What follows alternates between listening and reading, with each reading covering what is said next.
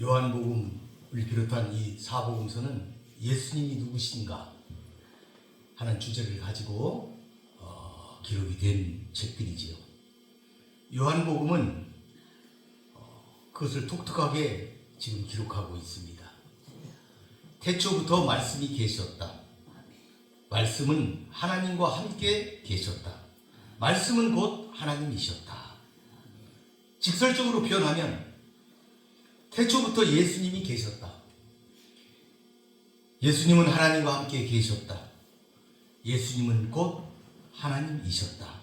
이런 의미가 되겠습니다. 이렇게 요한복음은 시작하고 있습니다. 예수님을 말씀으로 표현하신 것입니다. 이를 통해 예수님은 태초부터 계셨고 하나님과 함께 하신 곧 하나님이셨다 하는 점을 설명하고 있는 것이죠. 예수님의 본질을 지금 말하고 있습니다. 즉 예수님은 우리가 경배해야 할 참 신이신 창조주이심을 설명하는 것이죠. 이어서 오늘 본문은 예수님을 생명과 빛으로 설명하고 있습니다. 4절에 보니까 그 안에 생명이 있었으니 이 생명은 사람들의 빛이다. 바로 이 말씀 안에 생명의 빛이 있다는 새로운 사실을 지금 밝히고 있습니다. 즉 요한은 다시 생명과 빛 이런 이미지를 사용해서 예수 그리스도의 본질을 밝히고 있는 것입니다. 고전 헬라어를 참고해 보면은 이 생명이라는 것은 유기적 존재들, 동물이나 사람, 식물의 물리적인 생명력 이것을 의미한다고 말하고 있습니다. 그래서 이 생명은 물건이 아니라 모든 살아있는 피조물을 특징 짓는 생명성 그것을 말한다고 고전 헬라어에서는 설명하고 있습니다. 이 생명이 로고스이신 예수님께 계속적으로 있었음을 본문은 말해주고 있습니다. 예수 그리스도 그분은 헬라인들이 생각했던 것처럼 추상적 성격을 지닌 정신이 아니라 구체적 실체를 지니는 생명이었던 것입니다. 로고스 안에 있는 이 생명, 예수 안에 있는 생명이 만물을 살게 하였고 이 생명이 죄로 인해 죽은 우리 또한 살게 한 것입니다. 그래서 빛이 된다는 말씀이죠. 구원의 소망이 된다는 말씀입니다. 그래서 생명인 것입니다. 이것은 죽거나 소멸됨이 없는 영원한 생명을 가리킵니다. 역설적으로 말하면 예수님을 모르거나 배척하고 산다는 것은 곧 죽음을 의미하는 것이고 이는 곧 생명의 근원을 업신여기는 행위이며 영원한 죽음에 이르는 불행의 시작이다. 이렇게 말할 수가 있는 것이죠. 본절 하반절은 다시 이 생명은 사람들의 빛이다. 이렇게 표현하고 있습니다. 생명을 빛의 이미지로 지금 전환시키고 있습니다. 이것은 예수님 안에 있는 생명의 성격을 보다 사람들에게 선명하게 설명하기 위한 방법으로 보입니다. 고전 헬라어 문헌의 용법에서도 이 빛은 비유적으로는 생명의 빛, 즉 생명 자체를 의미한다고 설명하고 있습니다. 그래서 그것은 빛나는 어떤 것, 예를 들면 구원, 행복, 승리 이런 것들과 비교할 수 있는 것으로 굉장히 높이 평가받고 있습니다. 이러한 구원을 가져다주는 자도 빛으로 표현하고 있습니다. 그러니까 이러한 구원이나 행복이나 승리 이런 높은 고귀한 어떤 그런 덕목들 이것들이 빛을 나타내기도 하지만 빛으로 표현되기도 하지만 그 빛을 갖다주는 자도 빛으로 헬라어에서는 문헌에서 표현하고 있다. 그러면 우리 신약 성경에서는 빛을 어떻게 보고 있는가? 이 빛으로 번역되는 단어가 포스인데 일반적으로 광명을 의미합니다. 메시아의 구원이라든지 복음 등을 묘사하는 상징적 의미로 빛이라는 단어가 사용되고 있습니다. 특히 여기서는 빛을 로고스이신 예수님과 관련 짓고 있습니다. 즉 사도 요한은 예수님이 바로 생명이요 빛이라 증거한 것입니다. 여기서 우리는 바로 이러한 생명과 빛이 상호 보완적으로 작용을 해서 예수님을 나타나는 점, 그것을 우리가 유념해야 합니다. 마치 은혜와 진리, 이 단어가 상호 보완적으로 예수님을 나타내듯이 빛과 생명, 이 단어도 예수님을 상징한다, 이렇게 볼 수가 있겠습니다. 요한은 이미 4절에서 밝힌 것처럼 로고스 안에 내재한 생명은, 이 로고스 안에 있는 이 생명이 자신을 인간에게 계시한 하나님, 그 하나님의 생명이다, 이렇게 설명하고 있고, 이 본절에서는 그것은 죄로 어두워진 세상을 비추는 빛이다, 이렇게 다시 말하고 있습니다. 그러니까 어두워진 세상을 비추는 빛이다. 그러니까 세상은 어두움이라고 표현하는 것이죠. 이 어두운 세상을 비추는 빛이 바로 예수님이시다 하는 것을 본절이 설명하고 있는 것이죠. 여러분, 예수 그리스도는 생명의 빛 되심을 늘 새기시기를 바라겠습니다. 5절에 보니까 빛이 어둠에 빛이 돼 어둠이 깨닫지 못하더라. 그러니까 요한이 이 복음서를 기록할 당시에 선한 세력은 빛으로, 악한 세력은 어둠으로 표현하는 그런 대조법이 그 당시에도 유행했습니다. 그래서 요한이 이 세상을 어둠이라고 규정한 것은 의미가 많을 뿐더러 당시 사람들에게 있어서 이걸 아주 매우 익숙한 표현의 방법이기도 했습니다. 하나님께서 보실 때에도 사단의 지배 아래 죄로 오염된 이 세상은 어둠입니다. 예수님께서도 이 세상을 어둠이다, 이렇게 묘사하셨습니다. 나는 세상의 빛이니 나를 따르는 자는 어둠에 다니지 아니하고 생명의 빛을 얻으리라, 이렇게 예수님이 8장에서도 말씀하셨죠. 그러나 예수의 오심으로 인해 이러한 어두운 세상에 드디어 빛이 비치게 되었다는 사실입니다. 우리는 여기서 빛이 어두움에 빛이 돼, 이 표현을 우리가 잘 한번 살펴볼 필요가 있습니다. 이 비추되, 이 동사인데 이건 시제가 현재형을 나타내고 있어요. 그러니까 이것을 근거로 해서 생각을 하게 되면 빛이 이 세상을 언제부터 비췄는지 비춘 시점을 고찰할 수가 있는데, 결론부터 말하자면 이 빛은 이 세상이 창조된 때부터 계속 세상을 비추고 있었다. 그러니까 계속 비추고 있었다는 것을 말하고 있는 것이죠. 현재 상태를 얘기하고 있는 거예요. 그러니까 이걸 알기 쉽게 다시 설명하면, 이 말은 하나님은 단 한 번도 이 세상에 자기를 나타내시지 않은 때가 없었다, 그런 말씀입니다. 하나님께서는 항상 자기를 계시하셨다. 항상 이 세상 사람들이 자신을 알아볼 수 있도록 자신을 나타내셨다. 빛을 비추셨다.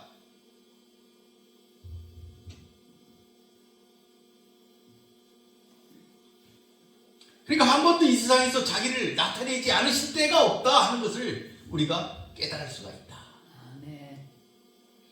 그러니까 하나님을 알만한 것들이 처음부터 만물 속에 보여졌다. 로마서 1장 19절의 말씀이죠. 하나님을 알만한 것들이 이 세상 모든 만물 가운데 있었다. 이것이 바로 빛이 어두움에 비추되, 이런 의미입니다. 우리가 일반 계시로 분류하는 많은 것들, 그것들이 여기에 해당됩니다. 특히 사람의 양심이라든지 또한 역사적 사건들을 통해서 그분은 이 어두움 가운데 처한 인류에게 깨달을 기회를 계속해서 주셨다. 물론 이스라엘에 대해서는 율법과 선지자를 통해서 자기를 나타내셨지만, 우리는 이방인들에게도 자기를 나타내지 않으신 적이 한 번도 없다 하는 것을 우리들이 알아야 하겠습니다. 그러므로 사람이 하나님을 찾아 발견하지 못한 데 대한 책임, 그것은 전적으로 하나님이 아닌 우리 인간들에게 있다 하는 것입니다. 더욱이 하나님의 아들이자 로고스인 예수께서 친히 사람이 되어 이 땅에 오셔서 복음을 전파하신 이후에는 아무도 이에 대해 핑계할 수가 없다. 그렇게 성경은 말하고 있습니다. 핑계할 수가 없다. 인생들을 향하신 하나님의 관심과 배려가 참으로 놀라움을 거듭 확인할 수 있는 말씀입니다. 이것이 빛이 어둠에 빛이 돼 라는 표현입니다. 여러분, 하나님은 늘 여러분을 관심 속에 비추고 계신다는 사실을 잊지 마시길 바라겠습니다. 6절을 보겠습니다. 하나님께로부터 보내심을 받은 사람이 있으니 그의 이름은 요한이라. 이 본문은 빛의 증거자인 세례 요한이 역사 가운데 출현하게 된 동기를 지금 나타내고 있습니다. 그는 보내심을 받은 자였습니다. 특별히 이 단어 보내심이라는 이 단어는 공적으로 보내는 것. 그러니까 사적인 게 아니에요. 공적으로 보내는 것. 곧 임무를 맡기거나 권위를 부여해서 파송하는 것을 나타내는 특별한 의미를 지닌 용어. 이게 보내심이라는 단어입니다. 이 단어의 주요한 용례들을, 성경에서의 용례들을 보게 되면 하나님께서는 어떤 사람들을 택하여 자기의 사자, 또 자기의 대리자로서 공적인 임무를 주어서 보내시는 것을 묘사할 때 이 단어가 쓰였습니다. 그 사례를 하나만 찾아보죠.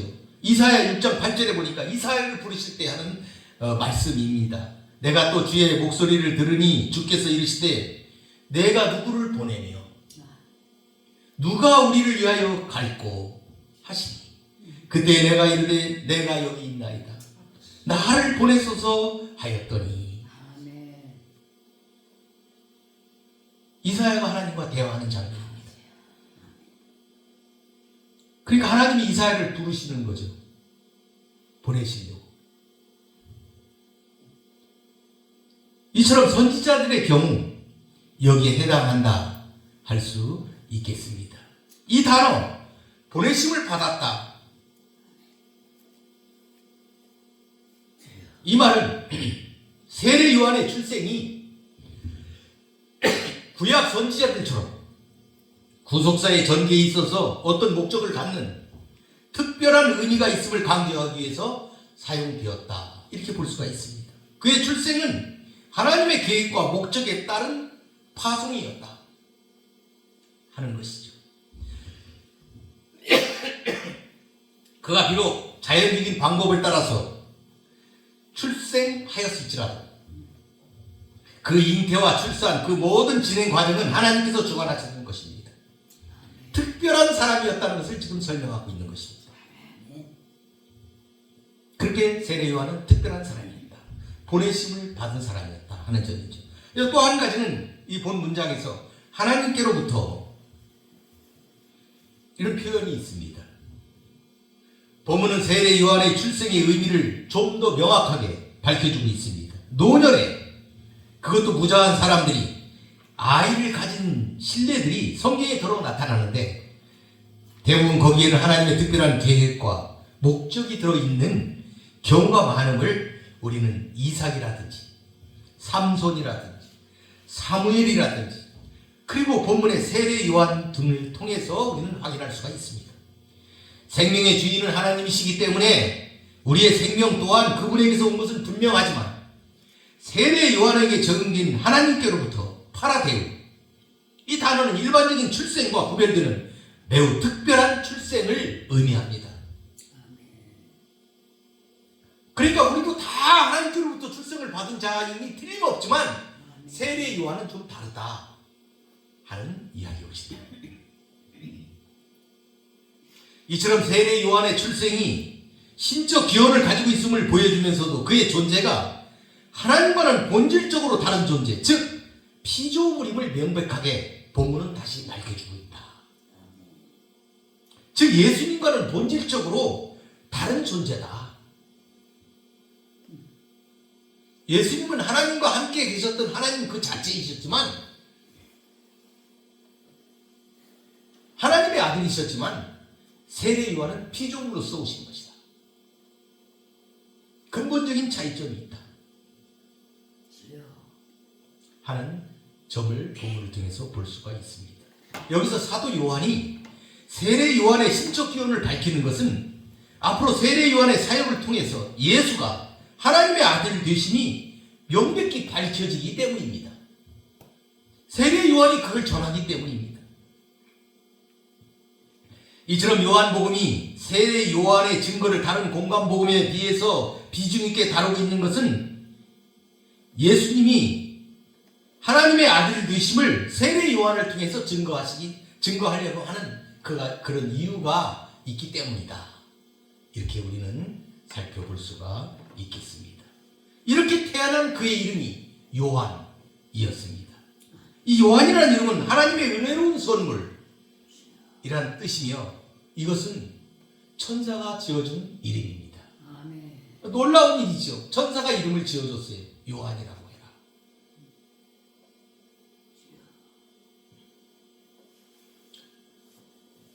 하나님의 은혜로운 선물.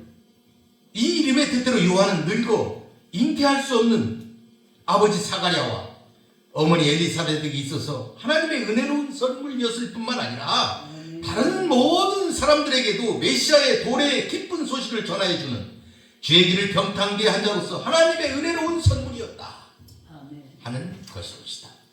여러분도 이런 선물 받으시는 성도들 되시기를 바라겠습니다. 7절에 보니까 그가 증언하러 왔으니 곧 빛이 대하여 증언하고 모든 사람이 자기로 말미암아 믿게 하려 함이라. 7절의 말씀이죠. 그러니까 세례 요한이 온 목적, 더 정확히 말해서 하나님께서 세례 요한을 보내신 목적이 간단하지만 아주 명확하게 본문에 드러나 있습니다. 요한은 자기를 나타내기 위해서가 아니라 이 세상에 빛으로 오시는 그분, 곧 예수 그리스도를 사람들에게 알리기 위해 증언하기 위해 보내심을 받은 전령이다 하는 것이죠. 여기 보니까 증언이라는 단어가 있습니다. 이 증언은 사도행전에서도 사도행전을 관통하는 단어가 증언이죠. 증인. 이 땅에 증인이 되는 것. 그런데 이 단어에서 한 가지 더 유념할 사실은 이 증언하다, 이 어근이 죽음을 무릅쓴 증거와 관련이 되어 쓰인다는 점입니다. 죽음을 무릅쓴다는 것. 이것은 이 단어의 명사형이 순교자를 나타내는 데 사용되었다 하는 점에서 증명이 됩니다. 증언하다의 명사형이 순교자라는 뜻입니다. 그러니까 증언이라는 것이 어떤 의미를 갖는지 이 단어들을 통해서 우리는 명백하게 알 수가 있는 것이죠. 죽음을 무릅쓰는 일, 이게 증언이라는 것이죠. 그래서 요한 역시 목숨을 걸고 그리스도를 증거하도록 이 세상에 보내심을 받고 결국 순교의 거룩한 피를 그는 흘렸습니다. 그렇게 그는 이 세상을 바쳤던 것이죠.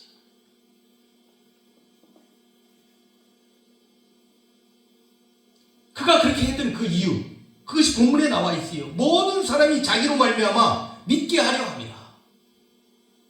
하나님께서는 세례 요한을 통해서 사람들이 예수님을 믿게 하시고자 그를 보내셨던 것입니다. 물론 증인으로서 그의 사역은 한시적인 것이었지만 실제 세례 요한은 이러한 자기의 사명을 깨닫고 자신은 숨기고 예수는 드러내었고 죽기까지 그는 충성하였던 것입니다. 그가 담당했던 역할은 오늘날에도 예수님을 믿어 구원을 얻고 성령을 받은 우리 모든 성도들에게 면면히 꾸준히 계승되어 왔고 앞으로도 이 사명은 계속 계승되어질 것입니다.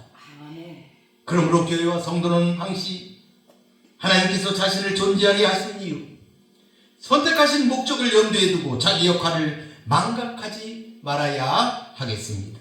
그분은 우리를 통하여 복음이 온 세상에 전파되며 그리스도가 모든 사람에게 알려지기를 원하시기 때문입니다. 이것이 모든 사람이 자기로 말미암아 믿게 하려 했다 하는 말씀의 의미가 되겠습니다. 여러분도 그런 증인의 사명 감당하시는 성도가 되시기를 바라겠습니다. 네. 8절에 보니까 그는 이 빛이 아니요 이 빛에 대하여 증언하러 온 자다. 이 본절은 세례요한이 누군지 거듭 밝히고 있어요. 그는 이 빛이 아니었습니다. 그는 과거 어느 때에도 이 빛이 아니었고 또 이 빛이 될 수도 없었음을 강조하고 있는 문장입니다. 그는 저 빛이신 예수 그리스도와 현저히 구별되는 일개의 피조물에 지나지 않았던 것입니다. 분명하게 자신과 예수 그리스도를 선을 긋고 있는 것, 그것을 볼 수가 있습니다. 그는 하나님의 하나의 도구였을 뿐입니다. 따라서 그 누구도 자신을 저 빛과 동일시하려 해서는 안 됩니다. 더 나아가 우리는 어떤 피조물에 대해서도 저 빛의 지위를 부여해서는 안 된다 하는 것입니다. 그리스도를 사칭해서는 안 된다 하는 말씀이죠. 세례요한이 여기서 특별하게 이 사실을 거듭 밝히고 있는 이유는 실제로 사람들 가운데는 세례요한을 메시아로 오해하는 자들도 많았습니다. 세례요한이 죽은 이후 초대교회 시대에 있어서까지도 세례요한에 대하여 집착하고 더 넓고 깊은 영적 진리의 세계로 나아가지 못하고 정치하는 사람들이 많이 있었기 때문입니다. 그러나 세례요한은 스스로 자신이 그리스도가 아님을 명시적으로 밝혔으며 자신은 그리스도 대신 예수의 신발끈조차도 풀기에 합당하지 못하다고 외쳤습니다. 27절에 보니까 곧 내 뒤에 오시는 그이라 나는 그의 신발끈을 풀기도 감당하지 못하겠노라. 이렇게 하면서 그는 그리스도는 최대한 높이고 자신은 철저히 낮춤으로써 그리스도의 선구자로서의 자신의 사명에만 충실하였던 것입니다. 실로 많은 주의 종들의 귀감이 된다, 이렇게 말할 수가 있겠습니다. 여러분도 세례 요한처럼 자신의 이치와 한계를 분명하게 지킬 줄 아는 성도가 되시기를 바라겠습니다. 예수만 높이시기를 바라겠습니다. 말씀을 마무리하겠습니다. 요한복음은 다른 복음서와는 조금 다른 방식을 취하고 있습니다. 먼저 주 예수 그리스도가 누군지를 분명하게 선언하고 확신 있게 시작하며 그 예수를 증거하고 있습니다. 우리가 이 믿음 속에 들어간다면 우리가 성경을 읽으면서 좌고우면하지 않게 될 것입니다. 여러분 모두는 그런 은혜를 받으시기를 바라겠습니다. 그 선언은 바로 이것입니다. 태초부터 예수님이 계셨습니다. 예수님은 하나님과 함께 계셨습니다. 예수님은 곧 하나님이셨습니다. 그 예수님 안에 참 생명이 있었습니다. 이 생명은 사람들의 빛이었습니다. 세상에 와서 비추는 빛이셨습니다. 그는 만물의 생명을 주신 창조주이셨지만 세상은 그를 알지 못했습니다. 빛이 어둠에 비추어도 어둠이 깨닫지 못한 것이었습니다. 그래서 자기 땅에 왔으나 자기 백성들이 영접지 않았다, 이렇게 성경은 말하고 있습니다. 그러나 12절에 보니까 영접하는 자, 곧 그 이름을 믿는 자들에게는 하나님의 자녀가 되는 권세를 주셨다, 이렇게 기록하고 있습니다. 이들은 혈통으로나 육정으로나 사람의 뜻으로 나지 아니하고 오직 하나님께로부터 난 자들, 이라는 칭함을 받은 자리 된 것입니다. 그렇게 해서 여러분도 모두 다 하나님께로부터 난 자들이 된 것입니다. 여러분은 하나님께로부터 난 자들입니다. 우리 모두 세례 요한처럼 탄생의 특별한 신적 기원이나 주의 길을 평탄케 하는 증언을 위해 보냄을 받은 자들은 아니다 할지라도 여러분 모두는 우리 주 예수 그리스도의 은혜로 택함받은 백성이 되었고 하나님의 자녀가 된 분들입니다. 이것은 이미 예정되었던 은혜입니다. 그 창세전에 그리스도 안에서 우리를 택하사 우리로 사랑 안에서 그 앞에 거룩하고 흠이 없게 하시려고 그 기쁘신 뜻대로 우리를 예정하사 예수 그리스도로 말미암아 자기의 아들들이 되게 하셨습니다. 여러분은 하나님의 아들들이 된 것입니다. 그리고 딸이 된 것이죠. 그러므로 이제 우리도 세례 요한 같은 증인의 삶이 필요한 시점이 되었습니다. 마지막 때입니다. 각자 자신의 정체성을, 그 믿음의 정체성을 분명하게 드러내며 살 때가 된 것입니다. 우리 모두 그렇게 살도록 합시다. 가슴에 주 예수 그리스도의 생명의 빛을 품고 살아가시는 성도 여러분이 되시기를 바라겠습니다. 아멘. 말씀을 마치겠습니다. 기도하겠습니다. 고맙고 감사하신 아버지 하나님 감사합니다. 오늘도 생명의 빛 되신 우리 주 예수 그리스도를 증거하였습니다. 이 말씀을 붙잡고 이 세상을 이기며 살아가는 귀한 사랑하는 성도들이 되게 하여 주시옵소서. 우리는 비록 이 세대 요한처럼 특별한 신적 기원을 가지고 태어나지는 않았다 할지라도 하나님의 특별한 사랑을 믿고 태어난 하나님의 자녀들입니다. 하나님의 아들, 딸이 되었습니다. 이 말씀을 붙잡고 세상을 이기며 살아가는 사랑하는 성도들이 되게 하여 주시옵소서. 세상이 너무 혼란스럽습니다. 어지럽습니다. 어느 곳에 빛이 있는가 사람들이 찾고 있습니다. 우리 모두 빛된 삶을 따라 살아가는, 예수님 따라가는 그런 빛된 빛의 자녀가 되게 하여 주시옵소서. 예수님의 이름으로 기도하나이다. 아멘.